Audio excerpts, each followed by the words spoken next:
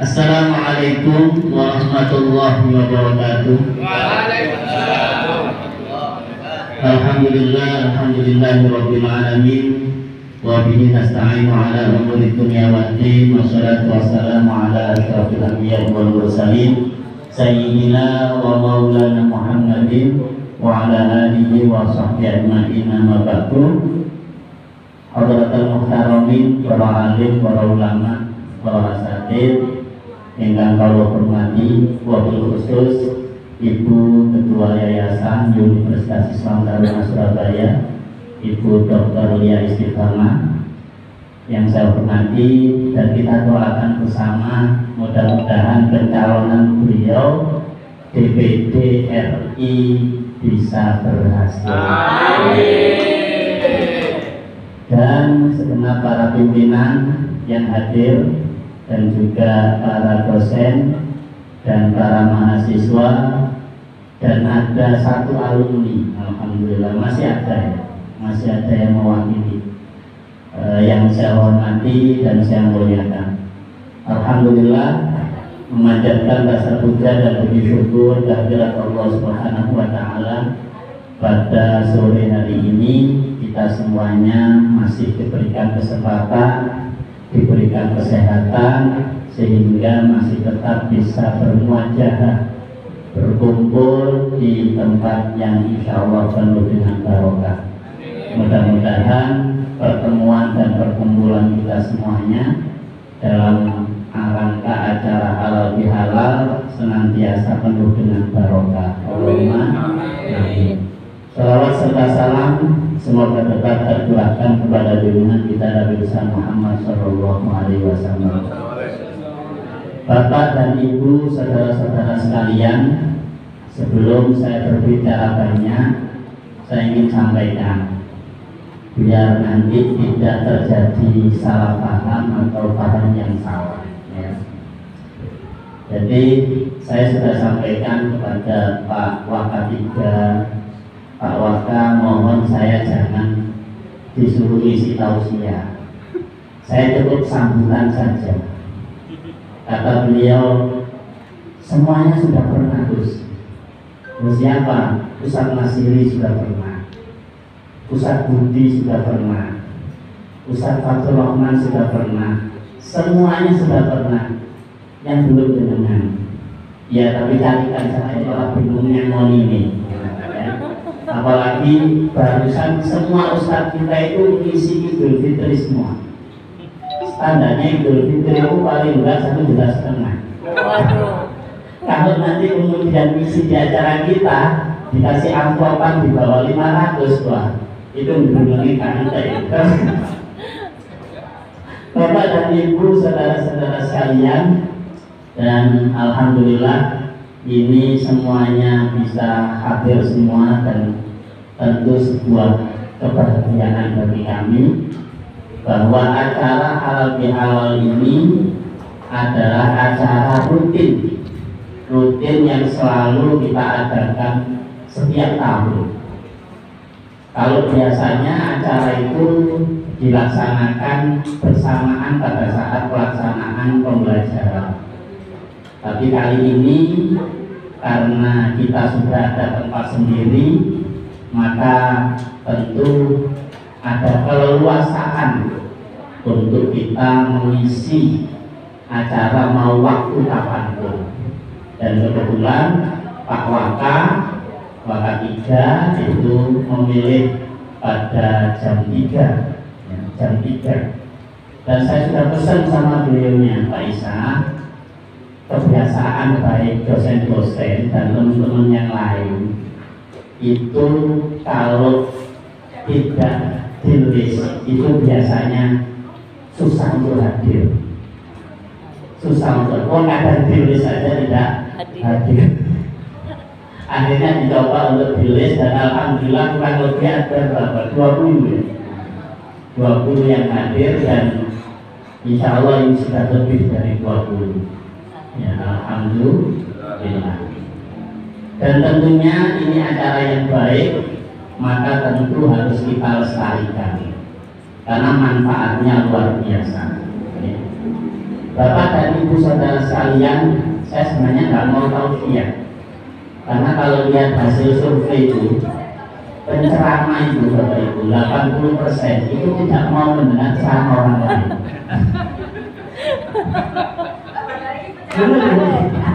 Jadi penceramah itu ada ya, orang yang biasa berfatwa itu 80% tidak mau mendengarkan nasihat dan ceramah orang lain. Makanya kalau apalagi selevel ya, itu selevel, apalagi levelnya di bawahnya, biasanya begitu. Makanya saya tidak mau termasuk dari itu.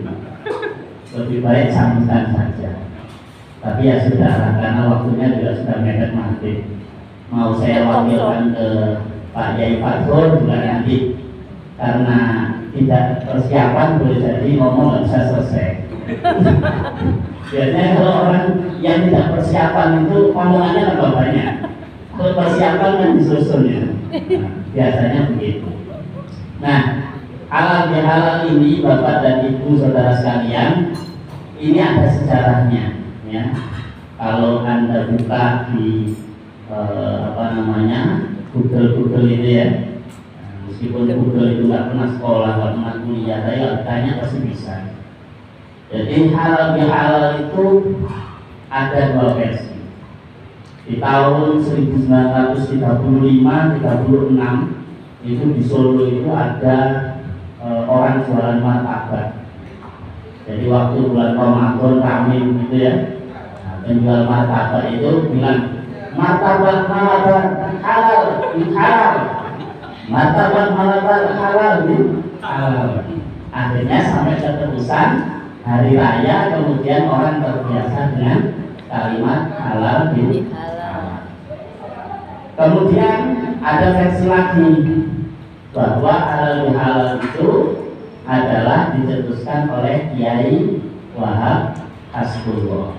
Jadi pada saat Presiden Soekarno mengadakan atau mengumpulkan para tokoh masyarakat, para tokoh agama, itu bingung ini dikasih judul tema apa.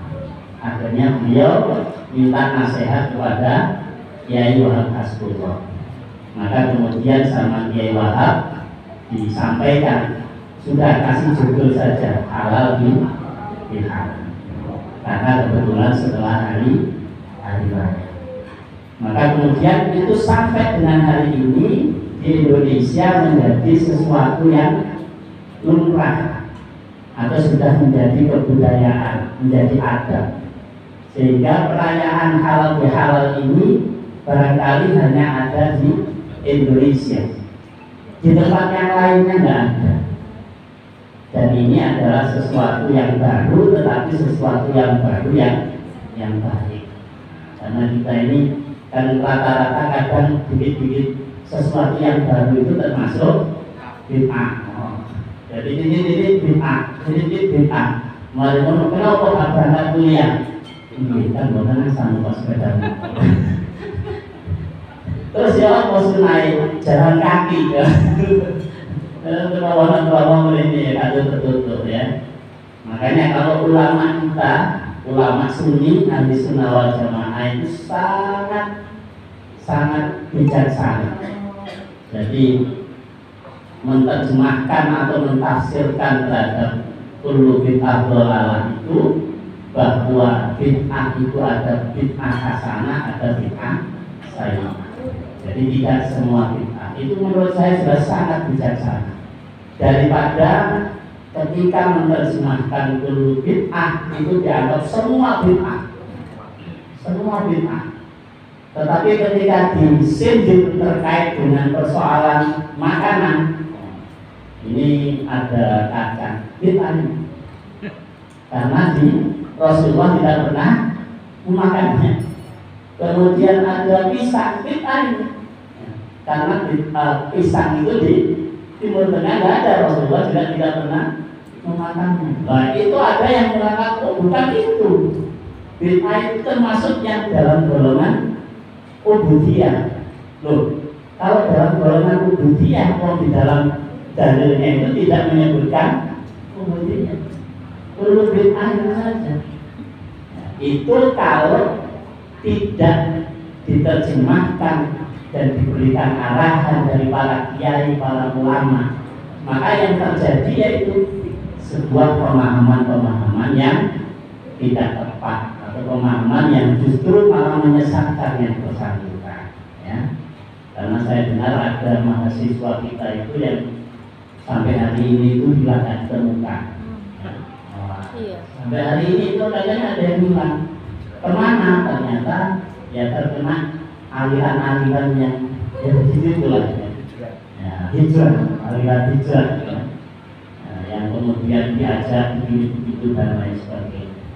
Sehingga ini menjadi tugas berat kita, Bapak Ibu. Makanya Pak Isa kenapa ngundang dosen-dosen itu biar ada pemahaman ini. Jadi dosen ini tugasnya memang berat. Bagaimana memberikan pemahaman kepada mahasiswa kita itu biar tidak punya pemahaman yang radikal seperti itu. Nah, ya kan? Jadi bukan hanya sekedar ngajar, setelah ngajar pulang, apalagi ngajarnya melalui online. Jadi yang dilihat hanya mulutnya saja atau wajahnya saja, tidak pernah bisa melihat gestur yang lainnya. Tapi kalau secara offline dia bisa lihat kita, ada sebuah interaksi yang lebih baik. Jadi ini juga menjadi pengingat buat kita semua, karena ini sudah memasuki pembelajaran yang terbaru. Bapak dan Ibu saudara sekalian, jadi ceramah saya ini modelnya begini, karena yang dihadapi ini penceramah semua. Jadi saya ngomongin Pak Fatur ya Pak Andas, ngomongin Pak Budi ya berbina ceramah. Oh iya, terkenal. Apalagi kuliah-kuliah ini tiap hari juga ceramah. Diceramai. Jadi ini saya bicara kepada diri saya sendiri. Jadi ceramah kepada diri saya sendiri. Harapannya itu kan yang hadir mahasiswa. Ternyata yang mahasiswa itu yang hadir cuma 4. Ya Pak Rosa. Terus 2 itu Masya Allah, tabarakallah ya. Jadi tapi paling tidak ya sampaikan walau 1 kalimat ya. Jadi pernah begini, Rasulullah itu didatangi oleh malaikat Jibril. Atani Jibril ya. Wa qala ya Muhammad, "Aish ma syi'ta fa innaka mayyit. Wa ahbib man syi'ta fa innaka mufari. Wa amal ma syi'ta fa innaka majziyyi." Jadi Rasulullah itu suatu saat pernah didatangi malaikat Jibril. Kemudian malaikat Jibril ini mengatakan kepada Nabi Muhammad SAW, "Wahai Muhammad, hidup terserah kau mau hidup. Apakah kau mau hidup leye-leye, wong takdir dibentukno ya, lemu kalau ya pasti lemu." Masih terserah kau mau hidup.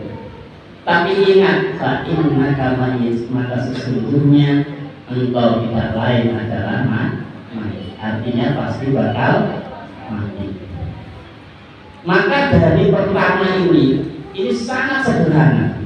Hadis ini sangat sederhana. Tapi kalau kemudian kita mau menggali, menganalisa, kalau bahasanya Pak Fadl itu analisis, itu dalam sekali, sedalam cinta kepadamu. Dalam sekali.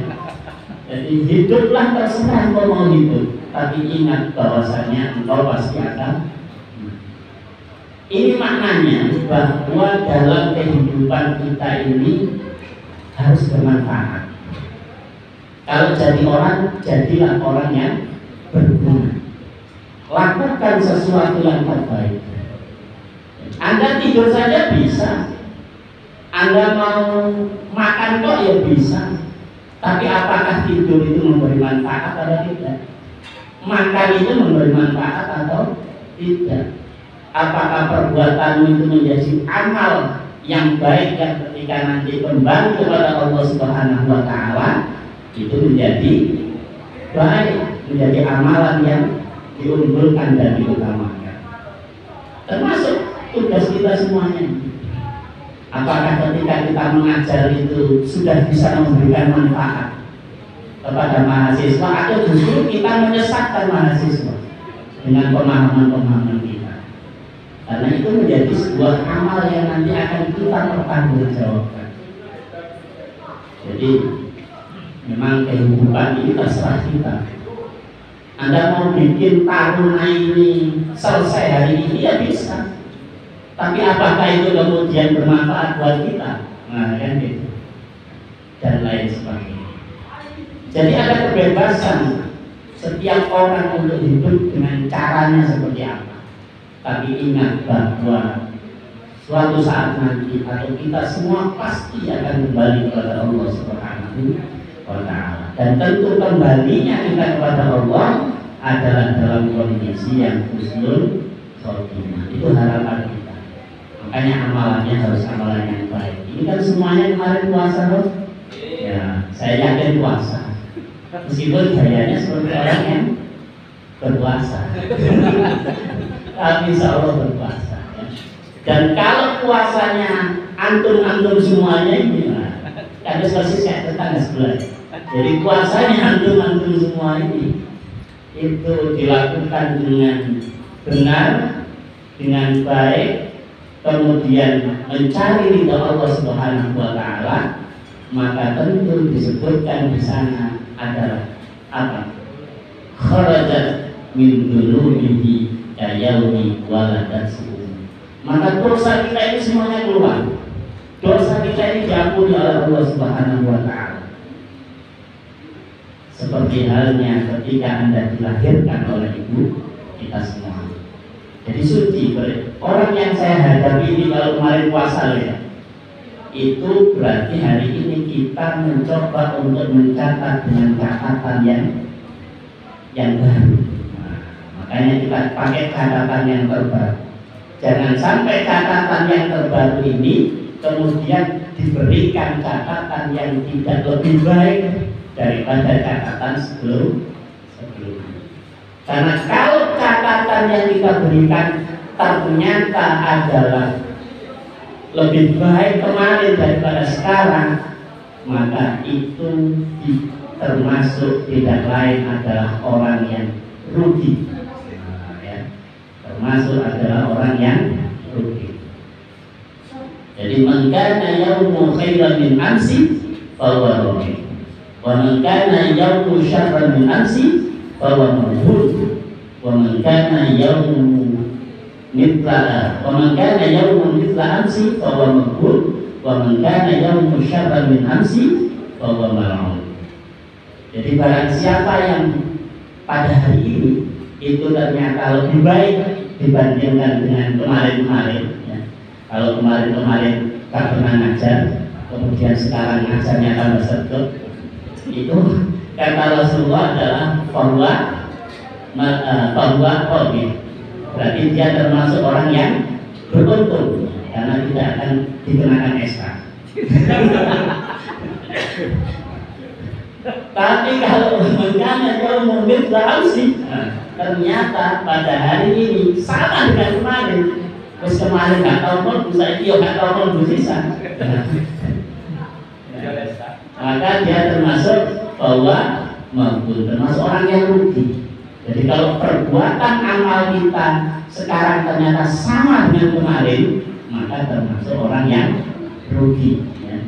Terus kemarin itu amalnya kata jelas, sekarang juga kata jelas.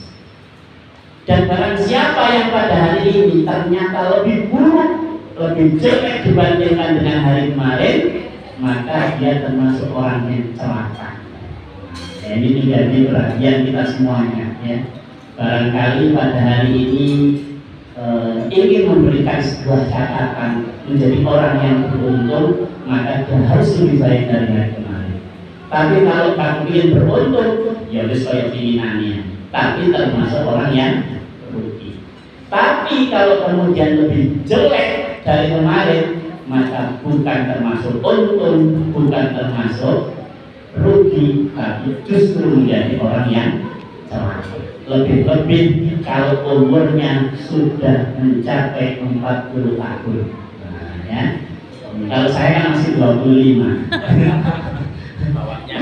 Kalau umurnya sudah ini kayaknya kan lihat jenggotnya sudah 40 semua ini. Ya. Karena kalau sudah 40 tahun itu ini warning ya, hati-hati ya. Jadi 40 tahun itu warning. Karena man atas salah ya arba'un hasanah. Kalau dia berusaha kalau dia hajar di anak.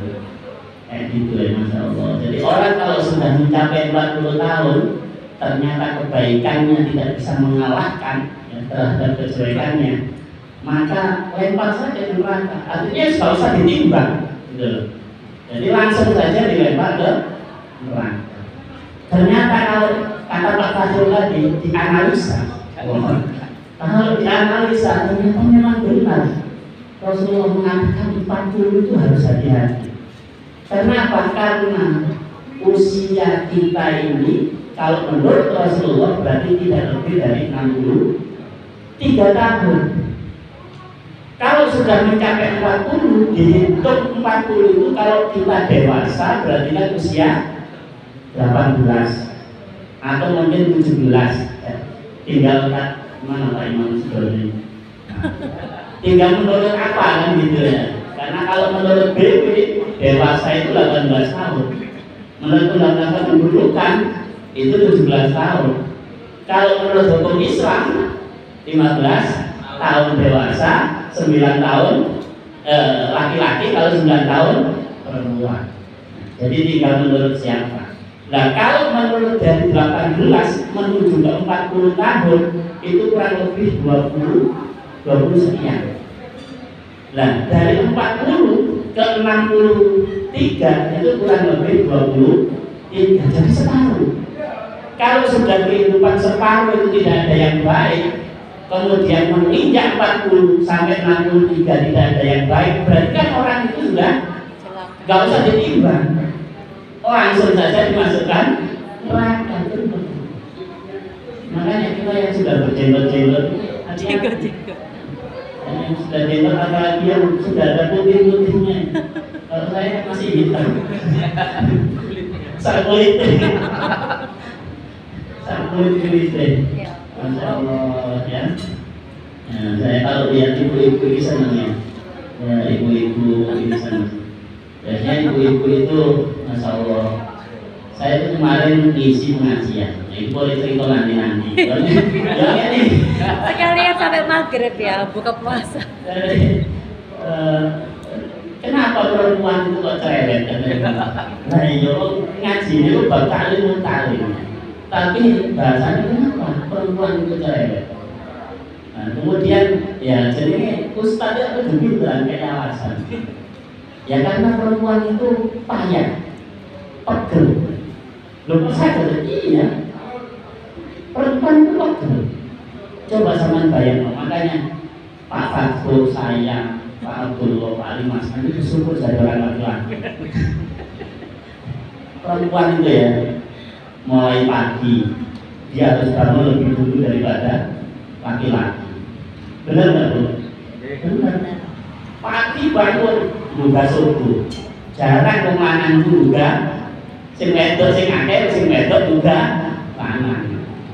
Setelah itu masak. Benar ya?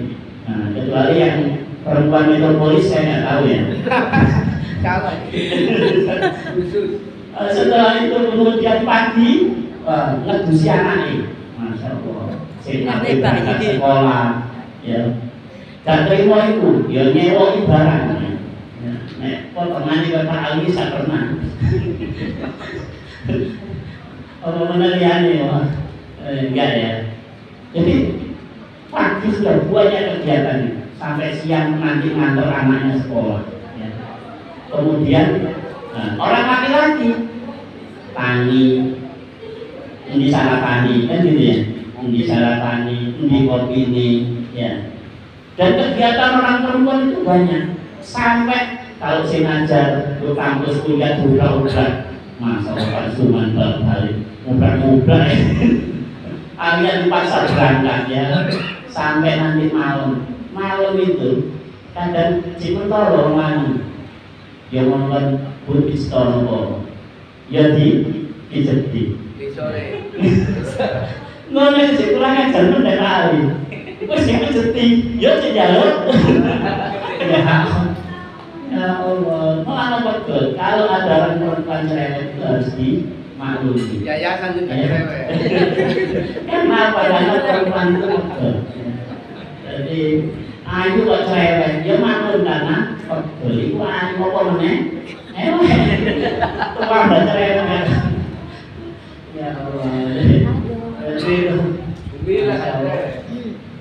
Jadi nanti insya Allah kalau dosen terkenal nggak? Ini pendiam sih. Iya. Ya, orang yang baik-baik, Manut, nurut. ya. Jadi semuanya orang-orang yang insya Allah ahli surga semuanya. Amin. Kemudian yang kedua kata malaikat ini sampaikan kepada Nabi adalah wa ahdud man syi'ta fa innaka mufariq. Cintailah terserah engkau mau cinta pada siapa. Kepada pria juga boleh, kepada apapun juga boleh, kepada Muzara juga boleh. Cinta tak harus memiliki. Tapi ingat bahwa engkau akan berpisah dengan orang yang engkau cinta. Paling buruk. Jadi nggak boleh cinta itu cinta buta, ya. Cinta Jokowi, cinta Prabowo. Dan ini apa? Ada contoh, ada namanya kadrun gurun sama kampret. Sekarang apa? Kecil kabeh. Kecil kabeh. Makanya ini hadis Rasulullah ini masya Allah luar biasa. Makanya Rasulullah mengatakan ahbib habibaka hauman ma'asa ayyatunya berdua yawm. Wabudit berdua yawman ma'asa ayyatuna habibaka yawman. Cintailah kepada kekasihmu terserah. Ya. Ambil hati pada haunan, artinya itu biasa-biasa saja. Kalau cinta nggak usah berlebihan, biasa-biasa saja.